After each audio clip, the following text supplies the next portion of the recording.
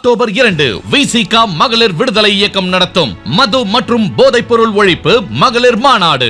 மதுவை ஒழிக்க, மனிதவளம் காக்க அணிதிரள்வோம் வாரி. உளுந்தூர்பேட்டையில் குக்கரி சேனலை பார்த்து யார் வேணாலும் சமையல் பண்ணலாம். ஆனா சுவையான சமையல் பண்றது எப்படி?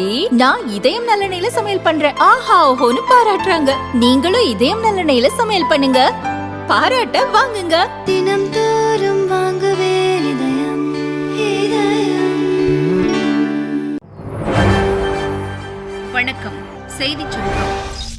ஜம்மு காஷ்மீரில் இன்று இறுதிக்கட்ட ஓட்டு பதிவு. ஜம்மு காஷ்மீருக்கு சிறப்பு அந்தஸ்து வழங்கிய சட்டப்பிரிவு 370 2019 ஆண்டு ரத்து செய்யப்பட்டது.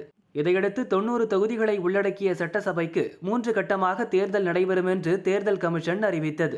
அதன்படி முதற்கட்டமாக 24 தொகுதிகளுக்கான ஓட்டுப்பதிவு செப்டம்பர் 18ஆம் தேதியும், இரண்டாம் கட்டமாக 26 தொகுதிகளுக்கான ஓட்டுப்பதிவு செப்டம்பர் 26ஆம் தேதியும் நடந்தது. முதற்கட்ட தேர்தலில் 61%, இரண்டாம் கட்ட தேர்தலில் 57.3% ஓட்டுகள் பதிவானது. இந்நிலையில் காஷ்மீரில் மீதமுள்ள 16 தொகுதிகள், ஜம்முவில் மீதமுள்ள 24 தொகுதிகள் என இறுதிக்கட்டமாக 40 தொகுதிகளுக்கான ஓட்டுப்பதிவு இன்று நடக்கிறது. 24 முன்னாள் அமைச்சர்கள் உள்பட 415 வேட்பாளர்கள் களத்தில் உள்ளனர். 39,18,000 பேர் ஓட்டளிக்க உள்ளனர். இவர்களுக்காக 5,060 ஓட்டு மையங்களும் அமைக்கப்பட்டுள்ளன.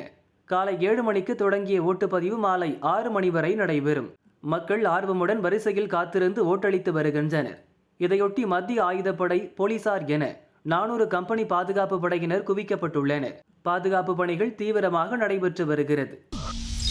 ரஜினிக்கு வயிற்று வலி, அப்பல்லோவில் அட்மிட். ஞானவேல் இயக்கத்தில் நடிகர் ரஜினிகாந்த் நடித்த வேட்டையன் திரைப்படம் வரும் 10ஆம் தேதி திரைக்கு வருகிறது. அதைத் தொடர்ந்து லோகேஷ் கனகராஜ் இயக்கத்தில் கூலி என்கிற படத்திலும் ரஜினி நடித்து வருகிறார். 73 வயதான ரஜினிகாந்த் வழக்கமான இதய பரிசோதனைகளுக்காக இன்று அப்பல்லோ மருத்துவமனையில் அனுமதி கேட்டிருந்தார். இன்று காலை அவருக்கு முக்கிய மருத்துவ பரிசோதனை நடைபெற இருந்தது. ஆனால் நேற்று இரவு அவருக்கு கடுமையான வயிற்று வலி ஏற்பட்டது. இதனால் நேற்று இரவை சென்னை 1000 விளக்கு பகுதியில் உள்ள அப்பல்லோவில் அட்மிட் ஆனார். ரஜினிக்கு மருத்துவ பரிசோதனைகள் நடைபெற்றதாகவும் தற்போது அவர் நலமுடன் இருப்பதாகவும் தெரிய வந்துள்ளது. லெபனான் மீதான தாக்குதல், நெதன்யாகுவிடம் பேசிய மோடி. பாலஸ்தீனத்தின் ஹமாஸ் பயங்கரவாத அமைப்புக்கு எதிராக தாக்குதல் நடத்தி வரும் இஸ்ரேல் இப்போது லெபனானில் செயல்படும் ஹிஸ்புல்லா பயங்கரவாதிகளை குறிவைத்தும் குண்டுகள் வீசி வருகிறது. ஹிஸ்புல்லா தலைவர் ஹசன் நசரல்லா உள்பட பல முக்கிய தலைவர்கள் கொல்லப்பட்டனர்.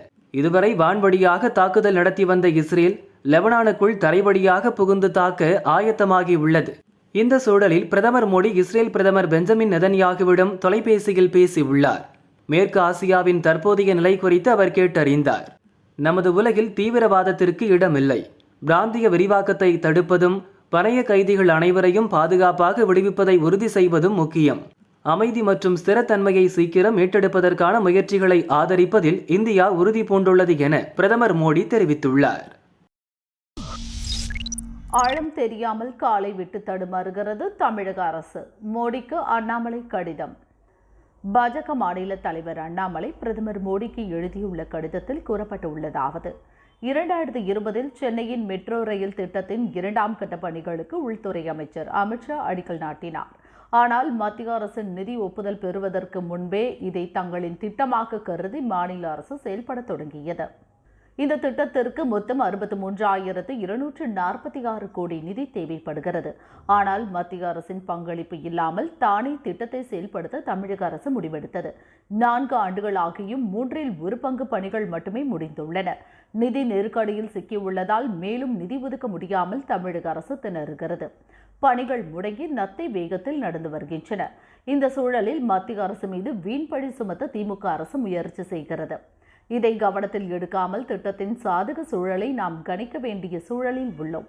சென்னை மெட்ரோ ரயிலின் 2ஆம் கட்ட திட்டம் ஐடி நிறுவன ஊழியர்களுக்கு பெரிதும் வரப்பிரசாதமாக இருக்கும். நகரத்தின் முக்கிய பகுதிகளில் இருந்து தினமும் பயணிக்கும் ஏராளமானவர்களுக்கும் பயன் தரும்.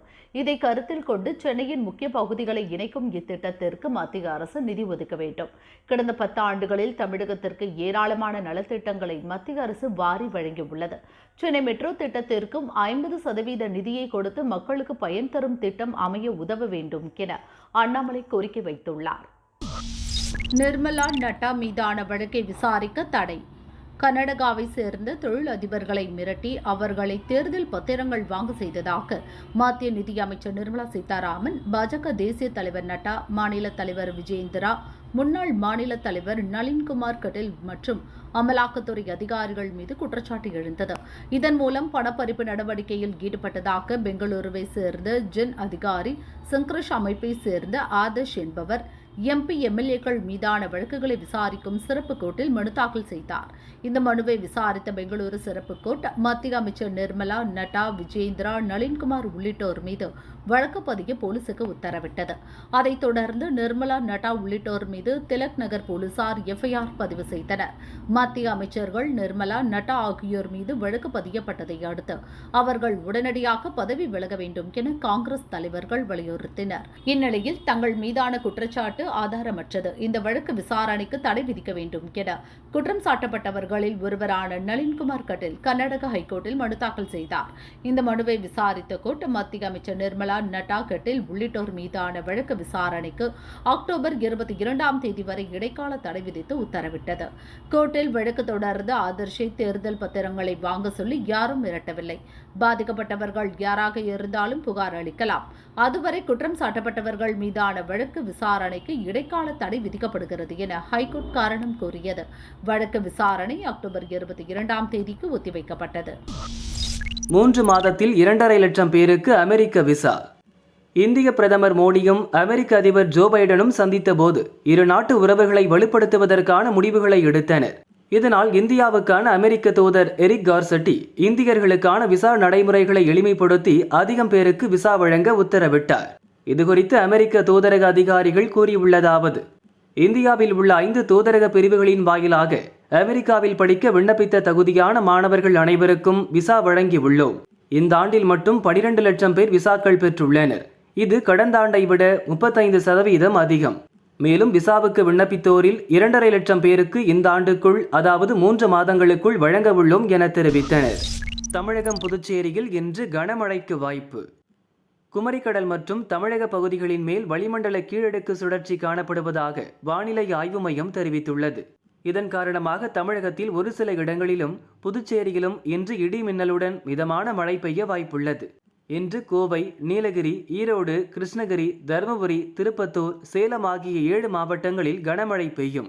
நாளை கோவை, நீலகிரி, தேனி, திண்டுக்கல், ஈரோடு, கிருஷ்ணகிரி, தருமபுரி, திருப்பத்தூர், சேலம் ஆகிய 9 மாவட்டங்களில் கனமழை பெய்யும். அக்டோபர் 4ஆம் தேதி வரை கனமழை தொடர வாய்ப்புள்ளது. சென்னை மற்றும் புறநகர் பகுதிகளில் அடுத்த 2 நாட்களுக்கு வானம் மேகமூட்டமாக காணப்படும். ஒரு சில இடங்களில் லேசானது முதல் மிதமான மழை பெய்யும் எனவும் சென்னை வானிலை ஆய்வு மையம் கணித்துள்ளது. வடகிழக்கு பருவமழை அக்டோபர் 18 முதல் ஆட்டம் ஆரம்பம். தென்மேற்கு பருவமழை இந்த ஆண்டு முன்கூட்டியே மே 30இல் துவங்கியது. வங்கக்கடல் மற்றும் அரபிக்கடலில் ஏற்பட்ட நிகழ்வுகள் காரணமாக பல்வேறு மாநிலங்களில் மழை கொட்டி தீர்த்தது. தற்போது பஞ்சாப், ராஜஸ்தான், குஜராத் மாநிலங்களில் தென்மேற்கு பருவமழை விலக துவங்கியுள்ளது. இந்நிலையில் ஒவ்வொரு பகுதியிலும் பருவமழை விலகலுக்கான தேதிகளை இந்திய வானிலை துறை அறிவித்துள்ளது. அதன்படி கர்நாடகா உள்ளிட்ட மாநிலங்களில் இறுதிக்கட்டமாக அக்டோபர் 15இல் தென்மேற்கு பருவக்காற்று விலகும் என்று கூறப்படுகிறது. இதன்படி தமிழகத்தில் அக்டோபர் 18இல் வடகிழக்கு பருவமழை துவங்கக்கூடும் என வானிலை ஆய்வாளர்கள் தெரிவித்துள்ளனர். ஏற்கனவே 1994, 2004, 2014 ஆகிய ஆண்டுகளில் அக்டோபர் 18இல் வடகிழக்கு பருவமழை துவங்கியுள்ளதையும் வானிலை ஆய்வாளர்கள் சுட்டிக்காட்டியுள்ளனர். தமிழகத்தில் 112 இடங்களில் டெங்கு பரப்பும் ஏடிஸ் கொசு உற்பத்தி. தமிழகத்தில் தட்பவெப்பநிலை மாற்றத்தால் இன்ஃப்ளூயன்சா, டெங்கு காய்ச்சல் பாதிப்பு அதிகரித்து வருகிறது. மருத்துவமனைகளில் சிகிச்சை பெறுவோர் எண்ணிக்கையும் அதிகரித்துள்ளது. வடகிழக்கு பருவமழை துவங்க உள்ளதால் காய்ச்சல் தடுப்பு நடவடிக்கையை பொது சுகாதாரத்துறை தீவிரப்படுத்தியுள்ளது. அதன்படி அனைத்து சுகாதார மாவட்டங்களிலும் 8351 பகுதிகளில் கொசுக்களும் லார்வாக்களும் சேகரிக்கப்பட்டு பொது சுகாதார ஆய்வகத்துக்கு பரிசோதனைக்காக அனுப்பப்பட்டன. அதில் 112 இடங்களில் டெங்கு காய்ச்சலை பரப்பும் ஏடிஸ் கொசுக்கள் அதிகம் இருந்தது கண்டறியப்பட்டுள்ளது. இந்நிலையில் ஒவ்வொரு சுகாதார மாவட்டத்திலிருந்தும் 15 நாட்களுக்கு ஒருமுறை அப்பகுதிகளில் உள்ள கொசுக்களால் ஏற்படும் வைரஸ் பாதிப்பு குறித்து ஆய்வு நடத்தப்படுகிறது. பகுப்பாய்வில் டெங்கு பாதிப்புக்கான வைரஸ் இருந்தால் அது தனியே பிரிக்கப்பட்டு டெங்கு காய்ச்சலில் உள்ள 4 வகைகளில் எந்த வகை என்பது கண்டறியப்படுகிறது. இந்த ஆய்வால் நோய் பரவலாக முன் தடுப்பு நடவடிக்கையை முன்னெடுக்க முடியும். கடந்த ஆண்டில் 14,212 இடங்களில் கொசு மாதிரிகள் சேகரிக்கப்பட்டு 579 பகுதிகளில் டெங்கு கொசுக்கள் இருந்தது கண்டறியப்பட்டது என சுகாதாரத்துறை அதிகாரிகள் கூறினர்.